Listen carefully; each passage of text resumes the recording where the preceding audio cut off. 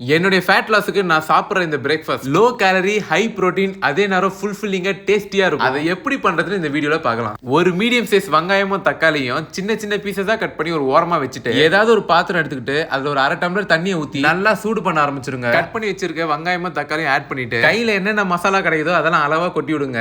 மெயினா பெப்பர், மஞ்சள், chicken masala, ginger garlic paste, முக்கியமானது ஒண்ணு மறந்துட்டேன், உப்பு. இது எல்லாத்தையும் ஆட் பண்ணதுக்கு அப்புறமா நல்லா கொதிக்க விட்டு நான் 3 முட்டை உடைச்சு ஊத்துனேன். உங்களுக்கு எவ்வளவு நாள் நீங்க ஊத்திக்கலாம். நல்லா கலக்குன்னு கலக்கிட்டு அதுல 30 கிராம் ஓட்ஸ மலைச்சாரல் மாதிரி கொட்டி விட்டுட்டு திரும்ப கலக்குன்னு கலக்கி மேற்கொண்டு 100 கிராம் ஊற வச்ச பச்சை பயிரை அதுல கொட்டி மறுபடியும் அதை நல்லா கலக்குன்னு கலக்கி அது மேல ஒரு தட்டு போட்டு மூடிட்டு வெறும் 2 நிமிஷத்துக்கு அதை நல்லா கொதிக்க விட்டு வெயிட் பண்ணீங்கன்னா நம்மளுடைய டேஸ்டியான ஹெல்த்தியான பிரேக்ஃபாஸ்ட் ரெடி. நான் இதை இன்னும் டேஸ்டியாக்க அதுக்கு மேலாப்ப பரன்னு கொஞ்சமா டொமேட்டோ கெச்சப்ப ஊத்தி விட்டுருவேன். அவன் மேகி சாப்பிடறதுக்கு இதை சாப்பிட்டு போயிடலாம். ஏன்னா ரெண்டும் ஒரே மாதிரி தான் இருக்கு. கண்டிப்பா ட்ரை பண்ணி பாருங்க. பிடிச்சிருந்ததுன்னா உங்க ஃப்ரெண்ட்ஸுக்கும் ஷேர் பண்ணி விடுங்க. இதே மாதிரி இன்னொரு சூப்பரான ரெசிபியோட உங்களை அடுத்த வீடியோல பாக்குறேன்.